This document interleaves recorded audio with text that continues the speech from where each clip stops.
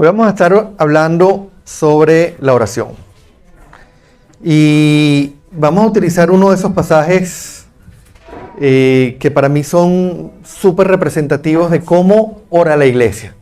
A lo largo de todas las escrituras tenemos infinidad de pasajes en los que vemos a lo mejor a un apóstol, al apóstol Pablo orando o al apóstol Pedro orando. Vemos a Jesús orando en muchos pasajes. Pero hoy vamos a ir a un pasaje en el que vemos a la iglesia orando. Ese pasaje está en el libro de Hechos de los Apóstoles. Pero antes de pasar a leer el pasaje, quisiera preguntarles cuál es el propósito de la oración. ¿Para qué oramos? ¿Para qué vamos a la presencia del Señor? Y es probable que hoy en día muchos dirían que oramos para que el Señor nos conceda los deseos de nuestro corazón, para que Él nos dé lo que nosotros queremos, para que se cumplan nuestros sueños. Muchos dirán, pidan y se os dará. Lo que ustedes pidan en mi nombre, yo se los daré. Oramos por sanidad, probablemente, oramos por provisión, oramos por protección, oramos para que se dé un proyecto, para conseguir algún bien material, para que el Señor solucione probablemente algún problema que tenemos, alguna situación que estamos viviendo. Ahora la pregunta, ¿está bien orar así? ¿Está bien orar para que el Señor nos conceda cosas que nosotros deseamos? Y algunos dirán que sí, pero siempre y cuando pidamos que se cumpla la voluntad del Señor en nuestra vida. Y eso es definitivamente parte de la oración. El Señor no nos dijo que no pidiéramos. Pero la oración va mucho más allá de eso.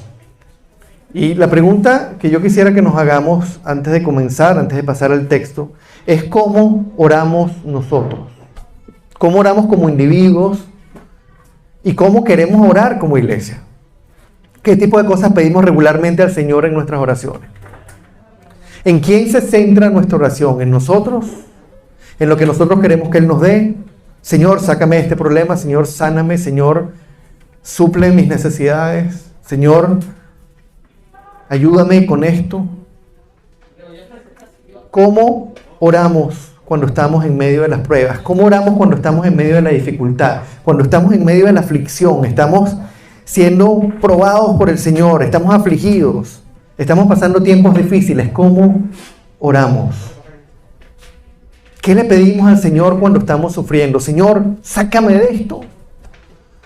Señor, restáurame. Señor, dame sanidad. Señor, dame paz. Y otra pregunta, ¿cómo sabemos si nuestras oraciones están siendo agradables a Dios? ¿Cómo sabemos si lo que yo estoy pidiendo, cómo sabemos si lo que yo hablo con Él cuando voy en oración le agrada? Hechos capítulo 4, versículos 23 al 31. Vamos a leer. Para poner un poco el contexto de este pasaje, la iglesia recién estaba naciendo.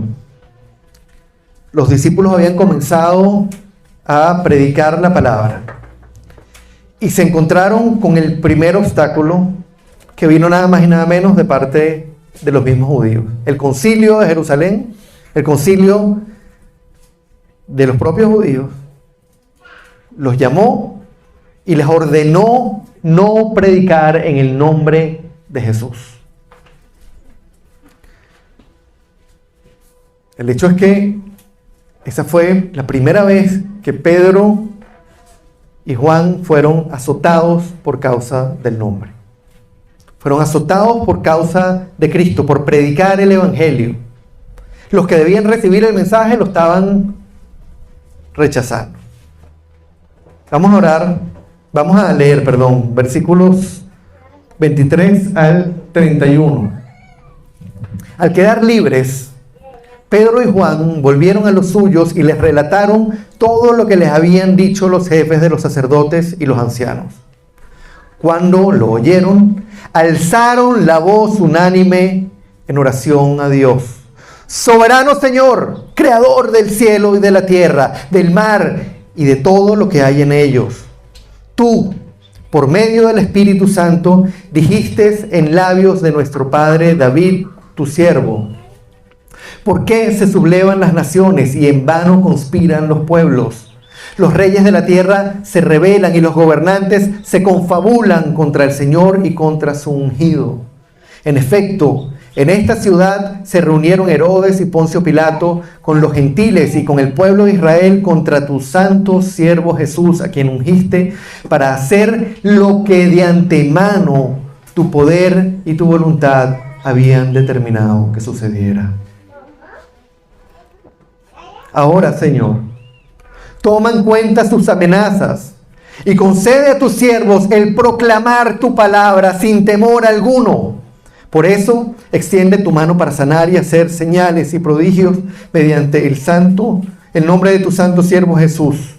Después de haber orado, tembló el lugar en el que estaban reunidos. Todos fueron llenos del Espíritu Santo y proclamaban la palabra sin temor alguno. En este pasaje que acabamos de leer encontramos lo que pudiéramos decir que es un ejemplo perfecto de lo que podríamos llamar una oración poderosa. Una oración que genera un resultado. Y podemos decir que una oración poderosa es poderosa porque, por un lado, agrada a Dios y porque tiene el potencial de ser respondida por Él de forma contundente. Lo que quiero que veamos a lo largo de este pasaje son 3 características de una oración poderosa. 3 características de una oración que agrada a Dios. Y que contestemos a la pregunta: ¿cómo debemos orar? Con poder en medio de la dificultad, en medio de la persecución, en medio de la crisis, en el medio del sufrimiento. Y la primera característica la encontramos en los versículos 23 y 24.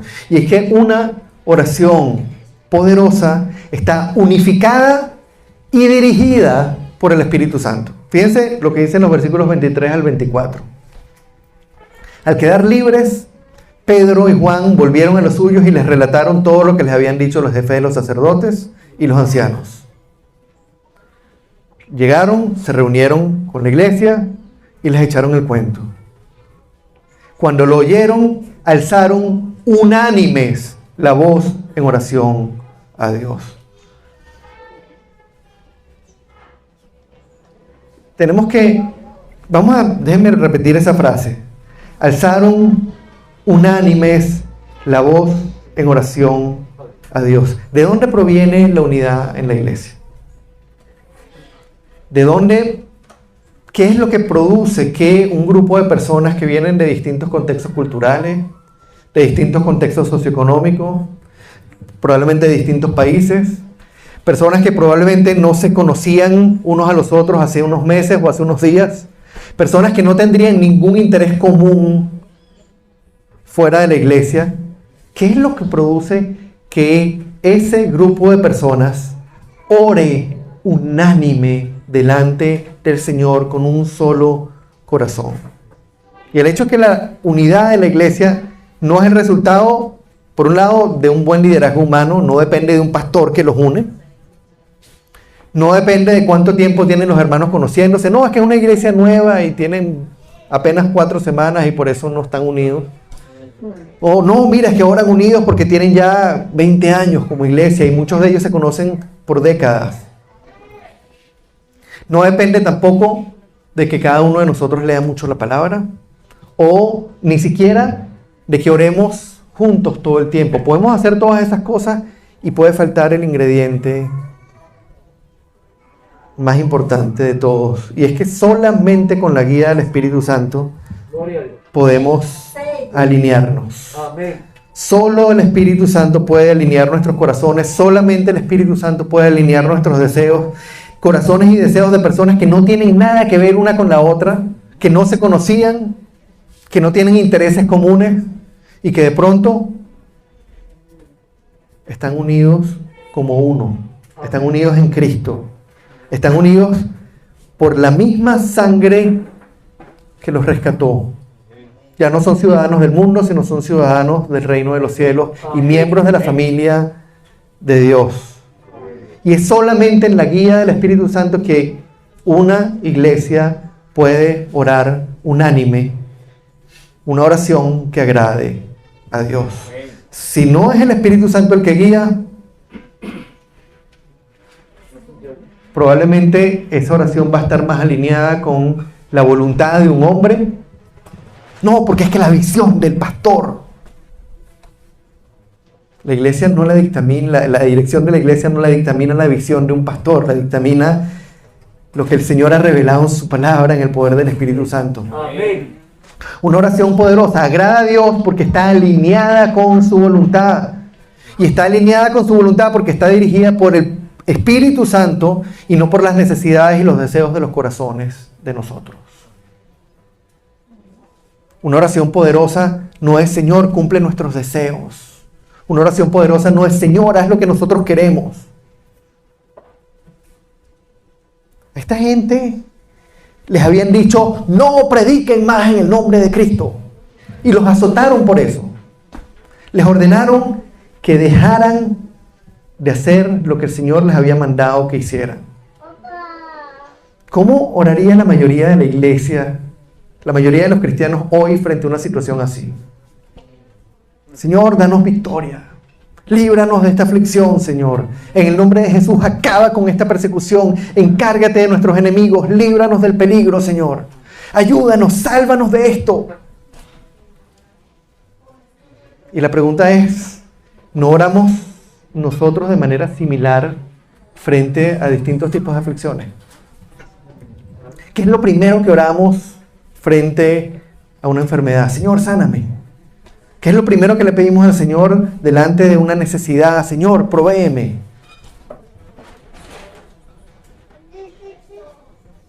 Vamos, pensando en esto, a ir al segundo elemento, a la segunda característica de lo que es una oración poderosa, guiada por el Espíritu Santo. Y es que esa oración, una oración poderosa, reconoce la soberanía absoluta de Dios sobre toda situación. Amén. Reconoce la soberanía de Dios sobre absolutamente todas las cosas. Fíjense lo que dicen los versículos 24 al 28. Soberano Señor, creador del cielo y de la tierra, del mar y de todo lo que hay en ellos. Tú, por medio del Espíritu Santo, dijiste en labios de nuestro padre David, tu siervo, ¿por qué se sublevan las naciones y en vano conspiran los pueblos? Los reyes de la tierra se rebelan y los gobernantes se confabulan contra el Señor y contra su ungido. En efecto, en esta ciudad se reunieron Herodes y Poncio Pilato con los gentiles y con el pueblo de Israel contra tu santo siervo Jesús, a quien ungiste, para hacer lo que de antemano tu poder y tu voluntad habían determinado que sucediera. Señor, tú hiciste los cielos, tú hiciste la tierra, tú lo creaste todo, tú eres soberano, eres el dueño absoluto de todas las cosas. Y tú, Señor, el soberano, el dueño de todo, nos dijiste de antemano, a través de las Sagradas Escrituras, que las naciones se rebelarían contra ti, que se rebelarían contra tu ungido, contra Jesús y contra todo lo que está alineado a tu voluntad.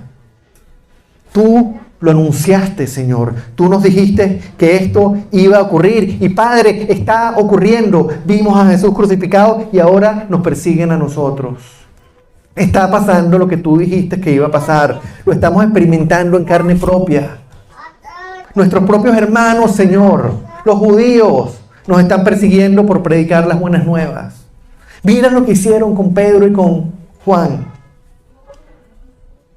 Están haciendo, citando el texto, lo que de antemano tu poder y tu voluntad habían determinado que sucediera.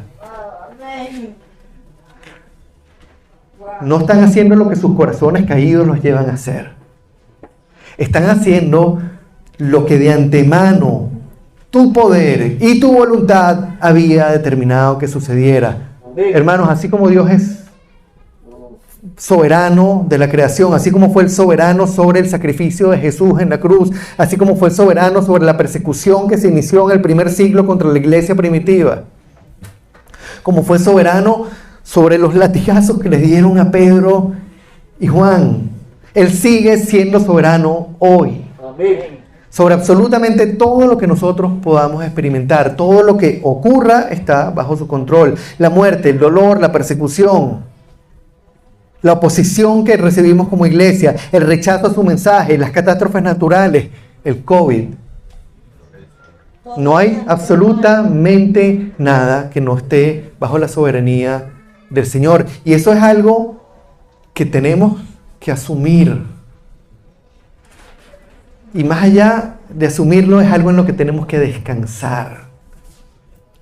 Fíjense, no sé si han leído el libro de Lamentaciones, pero en Lamentaciones vemos un escenario tremendo, porque por voluntad del Señor,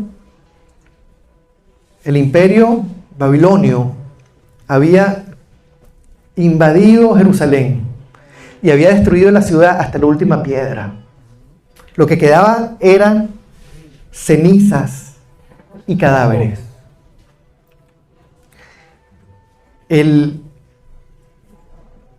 Jeremías describe, el profeta Jeremías describe cómo veía a las madres comiéndose los cadáveres de sus hijos, porque no tenían que comer. Una situación terrible. Y en medio de esa situación, en el capítulo 3, versículos 37 y 38, el Señor nos dice a través de Jeremías: ¿quién puede anunciar algo y hacerlo realidad sin que el Señor dé la orden? ¿No es acaso por mandato del Altísimo que acontece lo bueno y lo malo? Hermanos, luchamos continuamente contra la voluntad del Señor, porque no queremos someternos a su soberanía. Nos molesta un Dios que es soberano absoluto sobre todas las cosas y que tiene el poder, el derecho de hacerlo todo, de hacer lo que quiera. Y deberíamos preocuparnos si fuésemos uno de nosotros que somos caídos y somos pecadores y estaríamos utilizando esa soberanía de manera descontrolada y malvada. Pero Dios es santo, santo, santo. Es justo, es bueno. Y en Él no hay absolutamente la más mínima pizca de maldad.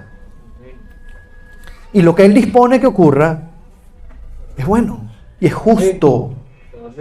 Alguien dijo por ahí, no sé a quién estoy citando, pero lo cito, que la cruz ha sido realmente el único hecho injusto de la historia.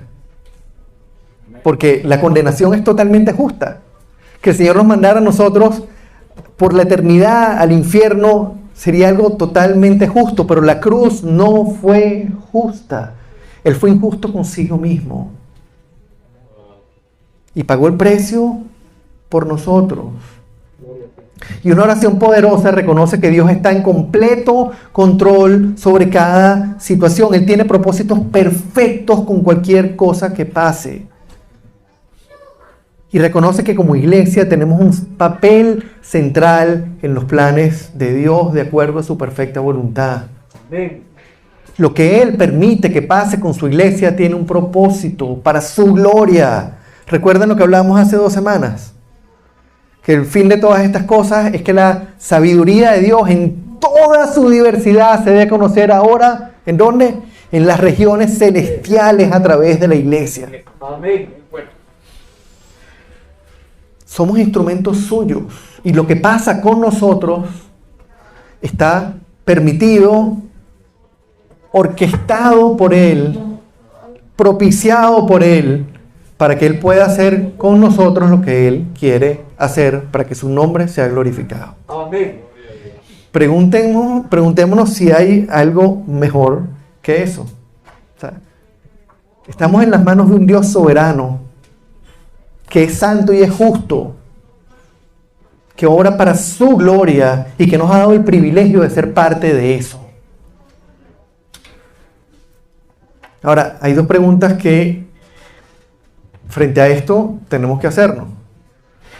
¿Cómo debemos entonces orar frente a la aflicción y el sufrimiento?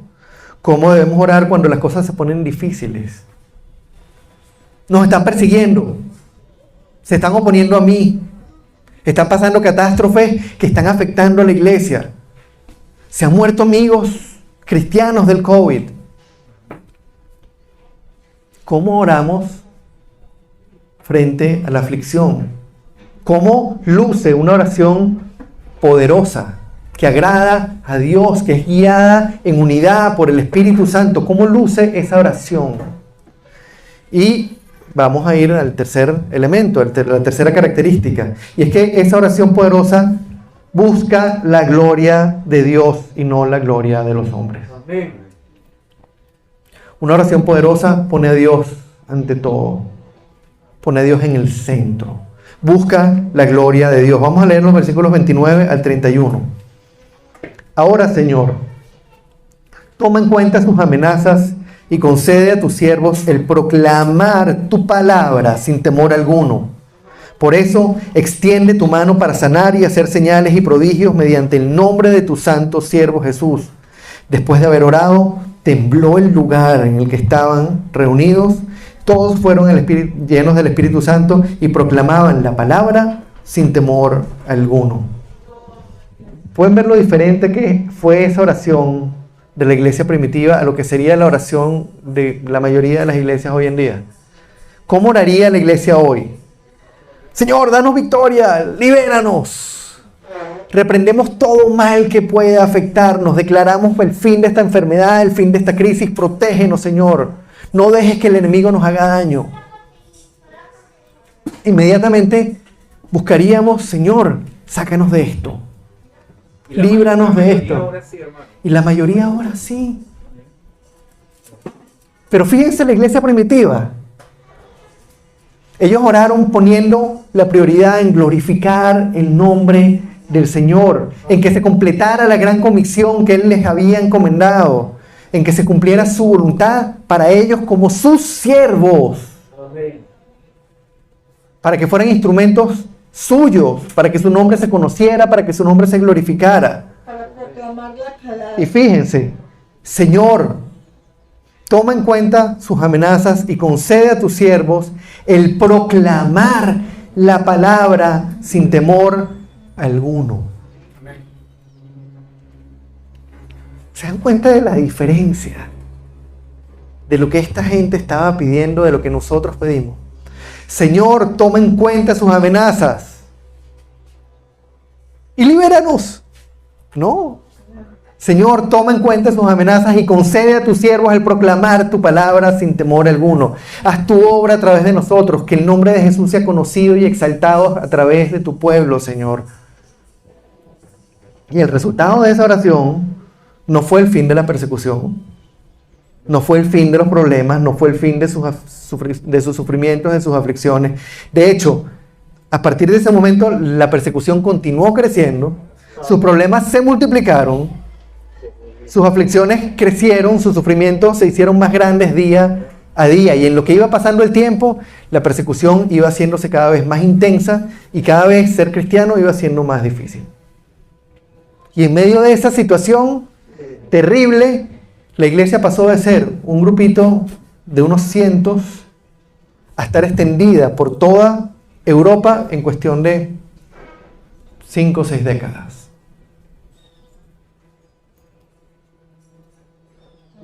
Señor, concédele a estos siervos tuyos predicar tu palabra sin temor alguno, no importa la situación que estemos viviendo. Amén. Y después de haber orado, tembló el lugar en el que estaban reunidos, fueron llenos del Espíritu Santo y proclamaban la palabra de Dios sin temor alguno. Gloria a ti, Señor. Fíjense el resultado de esa oración. Una oración es poderosa porque busca glorificar el nombre de Dios y cumplir su voluntad para la iglesia. Y la voluntad de Dios para su iglesia es que seamos instrumentos de su gloria. Amén. No importa lo que estemos viviendo aquí. Acabamos de cantar, Señor. Soñamos con el día en que estemos allá delante de ti, alabándote. Soñamos con eso, Señor. Nos gozamos en eso. Y mientras tanto, recuérdanos que somos peregrinos y extranjeros aquí. Y que, Señor, cuando venimos a ti, venimos a clamarte, Señor, para que hagas en nosotros tu obra y hagas de nosotros instrumentos tuyos, Señor, para que tu nombre sea glorificado. Amén.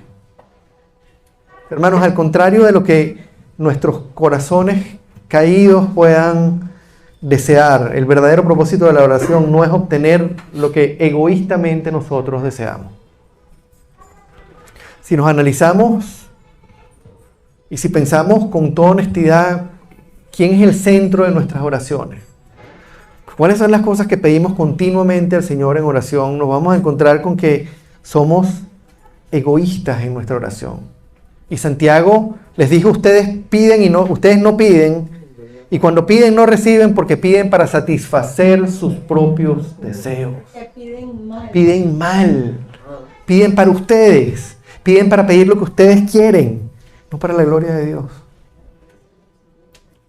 Si realmente queremos orar con poder, si realmente debemos querer ver cómo Dios responde a nuestras súplicas, entonces nuestras oraciones deben estar alineadas con su voluntad. Amén.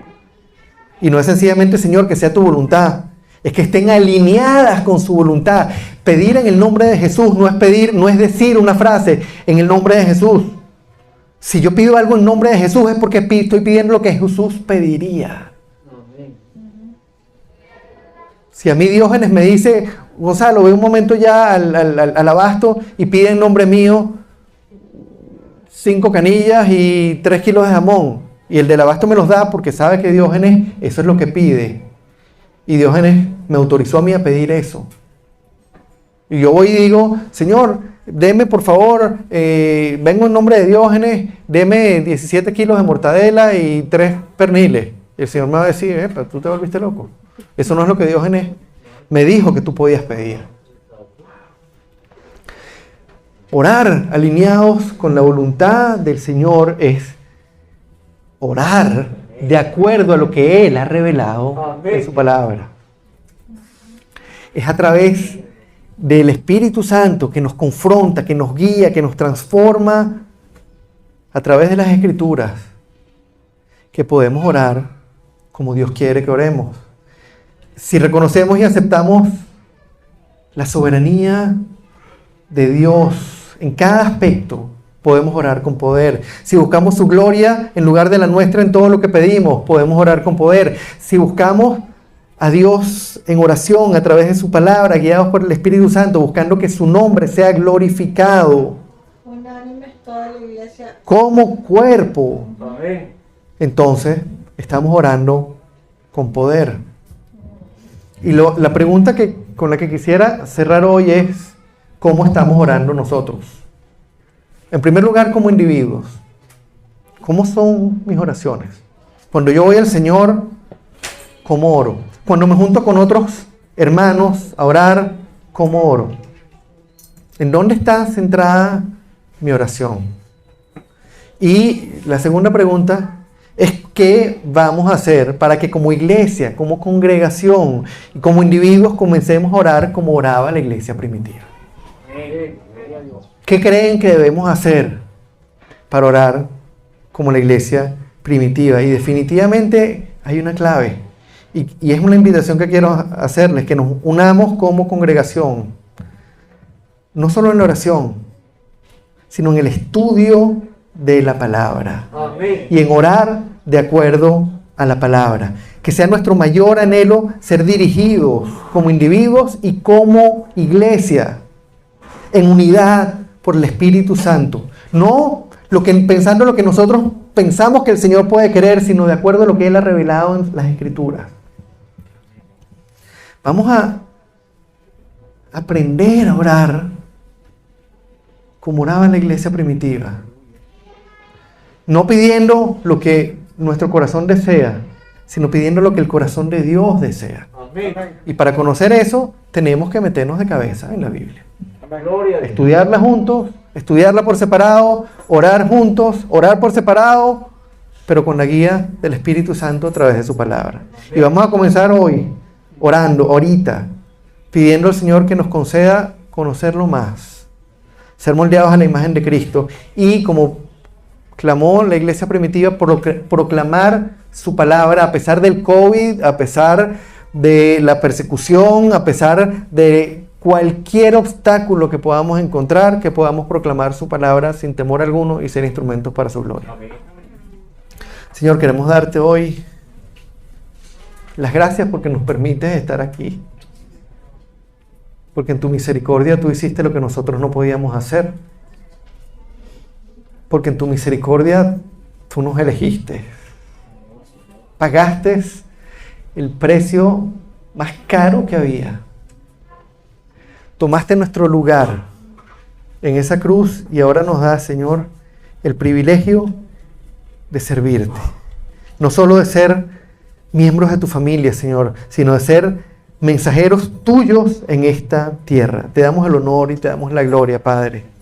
Y te pedimos, Señor, como pidió la iglesia primitiva, que sin importar lo que estemos viviendo, sin importar la oposición que encontremos, sin importar lo difícil que pueda resultar, Señor, seas tú trabajando con nosotros, transformándonos, produciendo el fruto del Espíritu Santo en nosotros, Señor, cambiándonos, edificándonos, capacitándonos para toda buena obra, Señor, para que salgamos a proclamar tu palabra sin temor alguno, Señor, sin importar el costo que tengamos que pagar.